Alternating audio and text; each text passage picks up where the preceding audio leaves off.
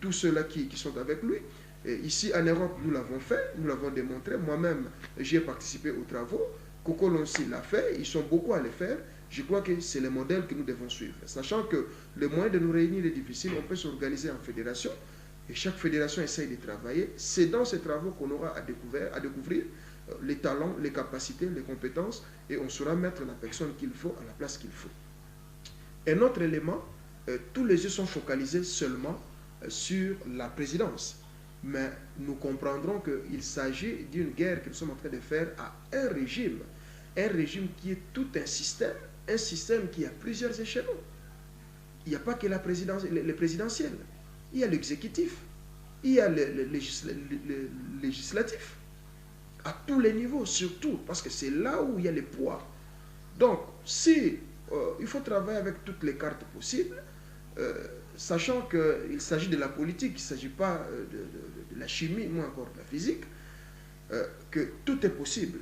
Il faut travailler dans ce sens qu'au cas où on perdait telle étape, comment est-ce que nous pouvons récupérer l'autre étape? Tout à l'heure, j'ai parlé qu'on ne voudrait plus au Congo des hommes forts, mais des institutions fortes et des programmes forts.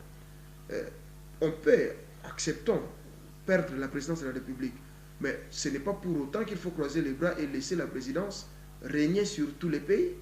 Il faut maintenant faire un contrepoids au niveau législatif pour contraindre et contrôler, non seulement dénoncer comme certains le disent, mais contrôler effectivement l'action de la présidence ou de l'exécutif.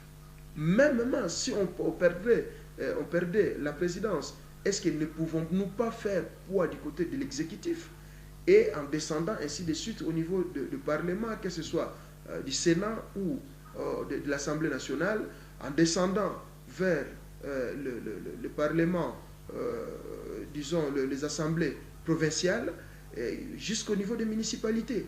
Donc, tous ces éléments, rien ne doit nous échapper. Quand nous parlons alternative, c'est à tous les niveaux, et ça, je les rappelle. Ne nous focalisons seulement pas au présidentiel, mais sachant qu'il y a aussi d'autres échelons où la population nous attend. Donc, nous mettons en garde tous ceux-là qui veulent nous mettre en guerre de repositionnement subjectif plutôt, et par rapport à leur nom, et par rapport aux intérêts égoïstes, et par rapport à une stratégie de zizanie et de division, et pour pouvoir nous mener à l'échec. Sachez-le que toute tentative dans ce sens-là sera assimilée à une trahison, et cela méritera d'être vraiment, d'avoir une bonne réponse, la réponse qu'il faudra, une réponse exemplaire et modèle, pour faire comprendre à certains que la politique, ce n'est pas l'égoïsme, la politique, ce n'est pas là où on doit venir puiser, mais la politique, c'est au service des nations, c'est au service de la population. Voilà quelques éléments, quelques mises au point que je tenais à faire par rapport à l'actualité et par rapport aux enjeux qui nous attendent dans quelques mois. Bien sûr, quant à la question nous concernant, je crois que j'ai été clair, j'ai donné les modèles. J'aime pas donner la leçon aux autres. J'aime plutôt moi-même d'abord montrer l'exemple. Donc, je reste sur ma position, comme je l'ai dit, on ne va pas présenter 1000 candidatures. Donc, j'ai donné l'exemple, je fais le retrait de ma candidature, momentanément, demandant aussi aux autres de faire de même. Et ce n'est qu'à l'issue de nos contacts, du travaux que nous sommes en train de faire, qu'on saura si l'ensemble de la classe politique de l'opposition trouve que c'est Moukamba qui doit mener la bannière et qui doit nous représenter. À ce moment-là, j'aurai le soutien de tous et je sais que j'irai en commun accord avec tous. Mais pour l'instant, ce n'est pas seulement au nom de la troisième force ou de Banacité, bien que nous soyons majoritaires, ça il faut le dire, que je dois venir m'imposer. C'est moi, c'est moi, c'est moi. Banacité, bien que nous soyons 70% de la population, il faut tenir compte aussi de ces 30% qui restent. Donc, je reste sur ma position jusqu'à ce que ces contacts, ces travaux, ces transactions que nous sommes en train de faire arrivent au bout.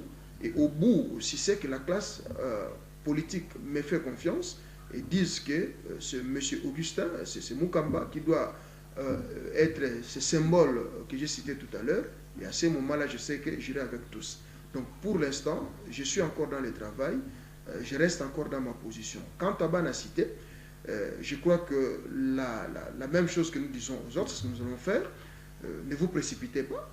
Bien sûr, allez vous enrôler massivement parce que la victoire est sur votre implication, ça serait votre voix, ça serait votre mot à dire. C'est vrai, ils viennent vous contacter, ils viennent vous corrompre, ils vous donnent ce qu'ils peuvent vous donner. Prenez, c'est à vous, ils vous ont volé. Et c'est normal qu'ils vous les rendent. Parce que ça m'étonnerait, durant les 5 ans, ils ne vous ont rien donné. Et à cette dernière année, à ces quelques mois, ils commencent à vous donner des choses. Prenez, ne refusez pas, ça doit vous servir. Mais les mots d'ordre, nous allons vous donner ça à la fin de ces travaux de pourparlers que nous sommes en train de faire. Donc, gardez encore votre souffle. Bientôt viendra le moment où nous allons donner les mots d'ordre. Et que les stratégies, les travaux qui se font, le système fourmi, comme vous le savez, ces travaux continuent dans le silence. Et au moment opportun, le sifflet va sonner et tout le monde saura quelle est la puissance de Banacité. Donc, gardez votre souffle.